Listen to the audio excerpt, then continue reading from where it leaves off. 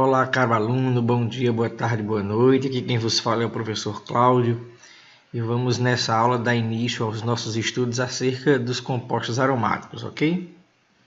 Bom, inicialmente a gente se depara com a seguinte pergunta: por que estudar os compostos aromáticos? Bom, é fato que a maioria dos fármacos empregados atualmente são derivados do benzeno, são arenos. Então você observa aqui uma ampla classe de compostos que possuem atividade biológica e possuem exatamente o núcleo do benzeno, o núcleo aromático, né? E aqui, ó, vou destacar enalapril, tenolol, no lapachol e no anti-inflamatório AS. Observa que, aparentemente, os fármacos têm uma tendência bem legal de serem compostos aromáticos em sua maioria. Mas não só de fármaco vive o homem. Aqui a gente apresenta o BHT, o BHA e o benzoato de sódio, amplamente utilizados na química de alimentos como antioxidante e conservante, né? Então, no seu refrigerante, com certeza você tem algum desses ingredientes aí para atuarem como antioxidante e conservante, né? É importante destacar que o Brasil é o terceiro produtor mundial de refrigerantes depois dos Estados Unidos e México. Então, com certeza, na sua latinha, com certeza, há a presença desses indivíduos e todos eles merecem destaque o seu núcleo aromático, ok? Sendo destacado aqui em vermelho. Bom, quando falamos em compostos aromáticos, geralmente a gente remete-se ao odor, e realmente esse foi um dos critérios utilizados no início da descoberta desses compostos para caracterizá-los. No entanto, não somente compostos que possuem o núcleo, né, em destaque aqui, possuem aroma, certo? Que a netol, vanilina, eugenol, cinamaldeído possuem odores agradáveis, mas aqui a gente tem um caso de equívoco, tendo em vista que o mentol não possui o núcleo lá do benzeno, mas também possui um odor bem agradável. Tá? Então não é o critério único para caracterizá-lo. Historicamente, a primeira síntese do benzeno foi realizada por Michael Faraday em 1825 a partir do óleo de baleia. Né? Após a realização de pirólise, ele obteve um gás de iluminação, né? Que por compressão gerava o benzeno. Alguns anos depois, o Eilhard Mitscherlich, né, obteve aí o composto benzeno a partir da reação do ácido benzoico com cal virgem sob aquecimento, gerando o benzeno por destilação e carbonato de cálcio como subproduto. Tá? Kekulé e outros estruturaristas se debruçaram acerca da estrutura do benzeno, e o próprio Kekulé ele propõe, né, o benzeno como essa estrutura hexágono regular com ligações duplas alternadas em equilíbrio com uma outra estrutura. É certo que já no início do século XX foi observado que não é realmente um equilíbrio e que o Kekulé cometeu um equívoco, e na realidade tratam-se de formas canônicas. Tá? Mas para você que quer se deter um pouco mais sobre aspectos históricos e sobre um pouco mais dessa temática, eu sugiro a leitura do artigo do Giovanni do Kleber, da Química Nova, que trata de forma bem esmiuçada esses aspectos históricos e que eu acredito que seja uma leitura de fácil entendimento e muito elegante. Bom, em termos de estrutura, como eu falei, a estabilidade do benzeno é uma estrutura que é um hexágono regular com ligações duplas alternadas, tá bom? Pode ser simbolizada por uma das suas duas estruturas canônicas, tá bom? Ou formas de ressonância, e também com um hexágono com um círculo no meio, tá bom? É uma estrutura planar com um ângulo de 120 graus, tá? E orbitais P aí em todos os átomos de carbono paralelos, de modo que permite que ocorra a ressonância, ok? Todos os carbonos são hibridizados em sp2, contendo aí 6 elétrons π, uma espécie rica em elétrons. Bom, é interessante notar que se eu tenho a presença de um composto com dupla ligação, ocorre bromação.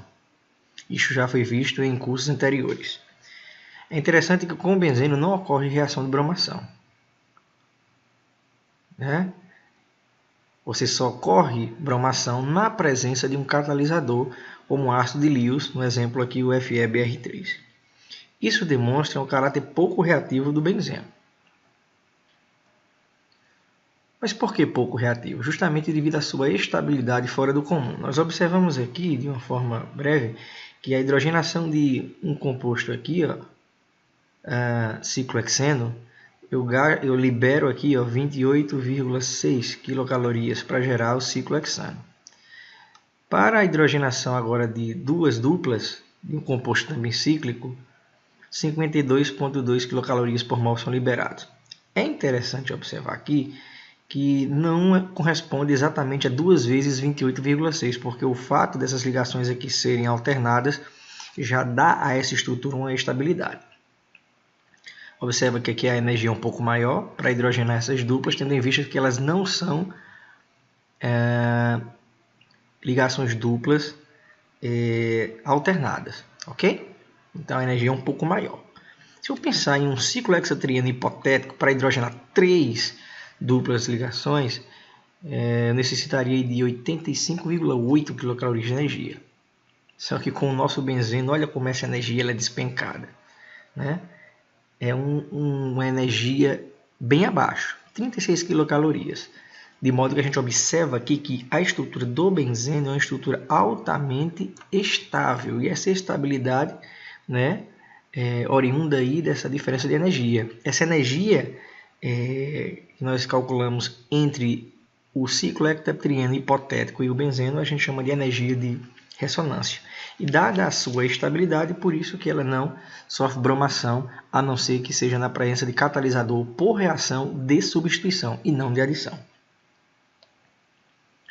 Bom, parecidos com o benzeno, a gente caracteriza como compostos aromáticos aqueles que exibem essa estabilidade especial, né?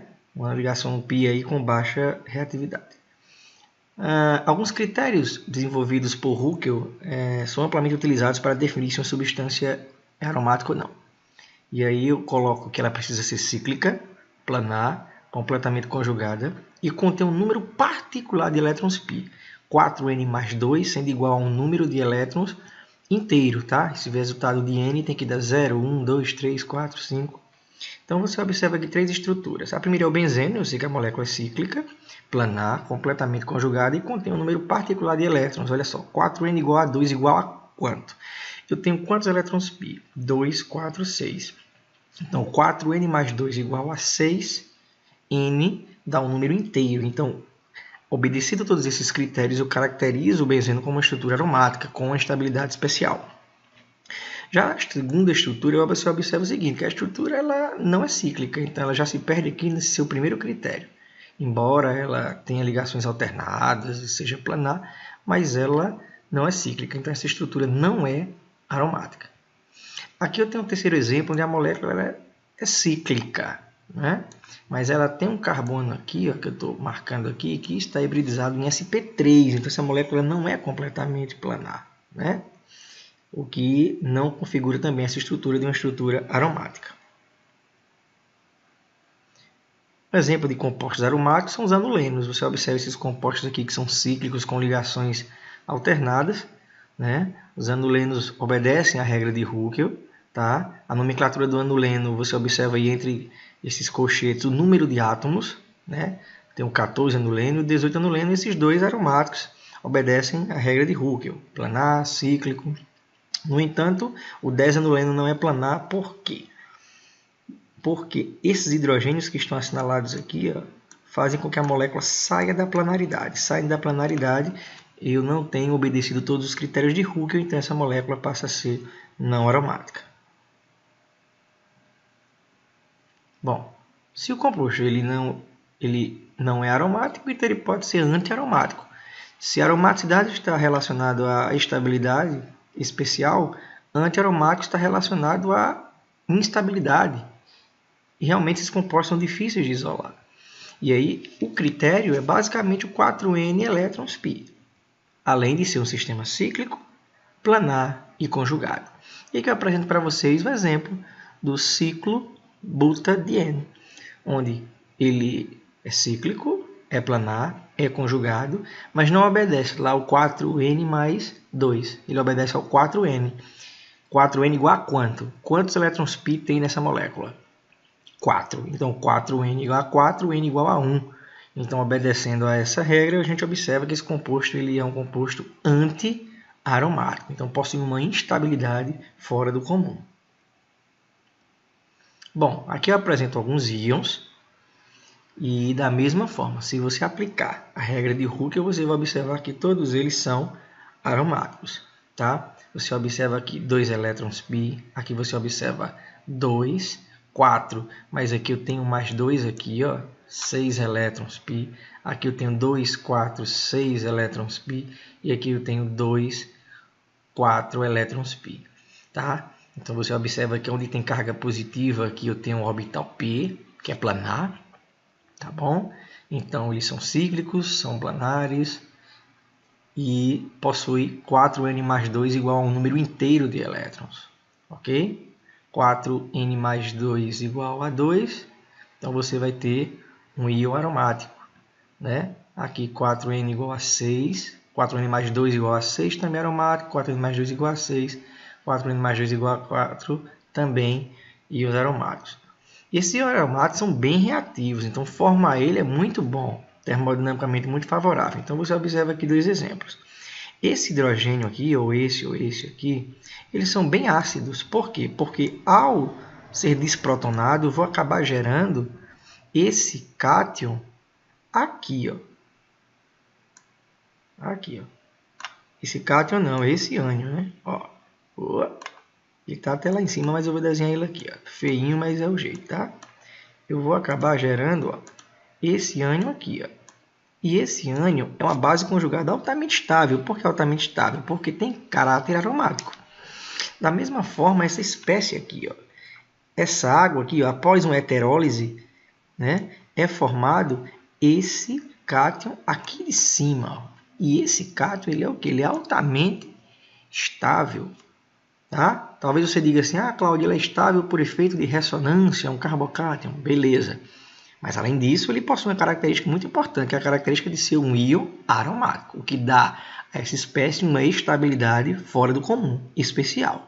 Tá bom? Então, hidrogênios desse sentido são bem ácidos e intermediários carbocatiônicos podem se formar tranquilamente porque são estáveis. Vamos praticar um pouquinho? Desenhe o produto da reação abaixo quando 1,35 ciclo heptatrieno pK39 reage com base forte. Por que esse valor de pKa é muito maior do que o do ciclo pentadieno? Bom, vou fazer aqui a reação com o 1,35 ciclo heptatrieno na presença de uma base, gerando a base conjugada e o ácido. E depois, fazendo a reação aqui com o ciclo pentadieno, gerando a base conjugada e o ácido conjugado. E você observa o seguinte, que essa espécie aqui, ó, base conjugada, ela é altamente estável. Por que ela é estável? Porque se eu analisar ela, ela é um íon aromático. Então, se ela é muito estável, então essa espécie aqui com certeza é bem mais ácida do que a de cima. Que é isso que ele afirma lá em cima. Né? Você observa que essa base conjugada formada aqui, ela não é tão estável. Ela não tem característica de aromático. Né? Quantos elétrons pi tem aqui? 2, 4, 6, 8. 4n igual a 8, n igual a 2. Então, ele é uma espécie antiaromática. Então, aqui eu tenho uma base conjugada altamente estável, porque é aromática, então isso aqui, esse hidrogênio aqui é bem mais ácido. E é isso que ele está dizendo. Né?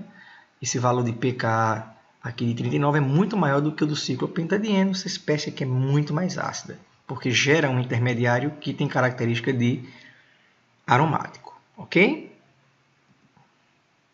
Bom, existem compostos aromáticos com mais de um anel. Naftaleno, antraceno, fenantreno. Apresento aqui as formas canônicas desses compostos que têm anéis fundidos, ok? Então, nenhum problema até aí, isso pode acontecer. Além disso, heterocíclicos aromáticos também podem, moléculas que contêm um heteroátomo na cadeia cíclica, tá? E com características de aromático. Vou mostrar a vocês aqui a piridina e a pirrola, ok? Piridina aqui em cima, com sua forma canônica, e a pirrola. É interessante notar aqui que, geometricamente falando, a piridina possui um nitrogênio hibridizado em sp2. E o par de elétrons livres, ó, ele está situado aqui no orbital sp2 perpendicular. Isso quer dizer o seguinte, que esse par de elétrons não entra na ressonância do anel. Já a pirrola também tem um nitrogênio sp2, mas o seu par de elétrons está localizado no orbital aqui, ó, orbital P, no orbital P, ok? E esse orbital P, como se coloca paralelo aos outros orbitais P do carbono, favorece ressonância, isto é, favorece uma deslocalização. Então, esse par de elétrons sim faz parte do sistema aromático, ao contrário da piridina, onde o par de elétrons não faz parte do sistema aromático. Okay? Então, você observa aqui, ó, cíclico, planar, 2, 4, 6. Por que não conta o 8? Porque esse par de elétrons não faz parte do sistema aromático. Aqui eu tenho um sistema cíclico, planar, 2, 4 elétrons e aqui 6. Por que eu contei aqui? Porque esse par de elétrons se coloca no orbital P e entra em ressonância com o sistema por completo. O caso híbrido aqui, onde eu mostro aqui a histidina, né? E aí você observa que eu tenho o nitrogênio 2, onde o par de elétron não faz parte da ressonância, porque N2 parece muito aqui, ó, parece muito com piridina, e o N1 parece muito com pirrola. O N2 tem um par de elétron que entra em ressonância e faz parte do sistema. Então você observa que esse sistema aqui não é um sistema aromático, porque ele possui 2, 4, 6 elétrons, 4N mais 2 igual a 6. Eu tenho N como um número inteiro, tá bom? Então está aqui, onde você observa que no N1 eu tenho o nitrogênio alocado no orbital P. Diferentemente do N2, onde eu tenho um par de elétrons localizado em um orbital do tipo sp2, ok? Então fica fácil, tem até uma dica para a gente fazer exercício, né? Para sistemas heterocíclicos que contém um par de elétrons, para o 4N mais 2 elétrons, você só vai contar se o heteroátomo não estiver ligado a uma ligação dupla. Tá? Então observa aqui, esse heteroátomo está ligado à dupla? Sim, então não conta ele no sistema aromático. 2, 4, 6, sistema aromático. Aqui o oxigênio está ligado à dupla? Nem aqui, nem aqui. Então, conta um dos pares. 2, 4, 6. Aqui também é um sistema aromático. Aqui, esse nitrogênio está ligado à dupla? Não. Esse aqui está ligado à dupla? Também não. Então, você tem aqui 2, 4, 6 e 8. Então, aqui você conta todos eles. Tá bom? 4N mais 2 igual a 8. Então, você tem aqui um sistema que não é aromático.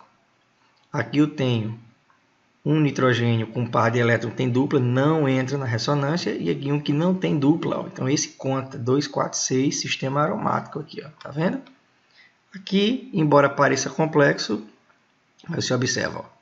Nitrogênio com dupla, não conta. Nitrogênio com dupla, não conta. Então, ó, 2, 4, 6. Esse grupo aqui todo é aromático. Ó. Vamos ver o outro lado. Esse não conta que tem dupla.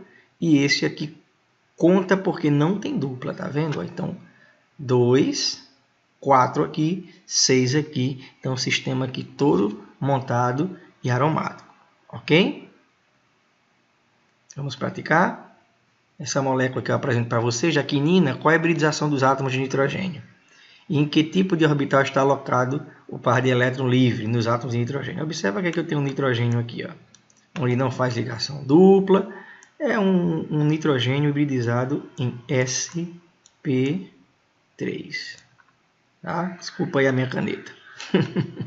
Já aqui no nitrogênio aqui embaixo eu tenho um ligado em dupla. Então, nitrogênio hibridizado em sp2.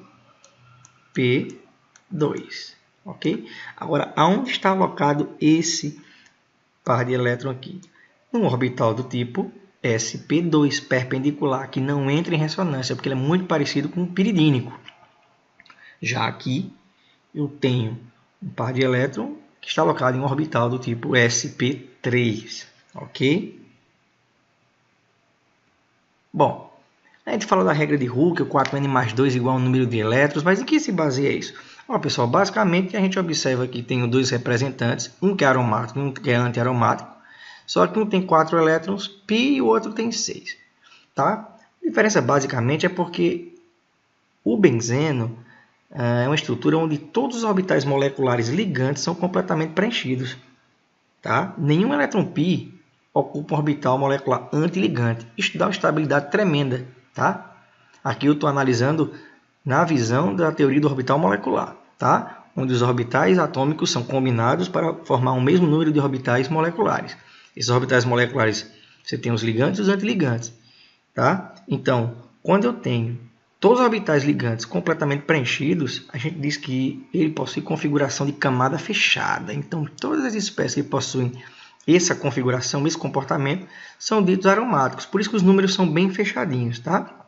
Então, você observa aqui, eu combinei os 6 orbitais atômicos P, usando o método de Huckel, ok? E dos 6 eu obtenho 6 orbitais moleculares, onde 3 são orbitais ligantes e 3 antiligantes. Quando eu faço a distribuição de elétrons, os 6, pela regra de Hund, 1, 2, 3, 4, 5, 6. Então, todos os elétrons dos orbitais ligantes estão preenchidos. Dá ao benzeno a característica de camada fechada. No nosso outro composto, você ia ter o quê? Você ia ter 1, 2, 3 e 4. Então, você ia ter elétrons desemparelhados. Tá? Então, não seria uma configuração de camada fechada. É por isso que a estrutura do ciclobutadieno não é aromática. Tá bom? Mas isso é só para justificar a ideia desse número que não vem por acaso, 4n mais 2 igual a n, tá? Tá ok? Só por isso. Então a gente fecha aqui a nossa aula de hoje compreendendo o que? Aromaticidade é mais do que aroma. Aromaticidade é estabilidade, uma estabilidade especial, fora do comum, dá característica toda especial a estes compostos. Tá? E como critérios, a gente usa os critérios de Huckel para definir se uma estrutura é aromática ou não. Como terceiro ponto, demonstrar para vocês que, por ser altamente estável, é pouco reativo. E muitas das reações que ocorrem no benzeno ocorrem sob catálise. Tá? Ok? Isso a gente vai ver na nossa próxima aula. Um grande abraço a todos, fiquem com Deus e até a próxima.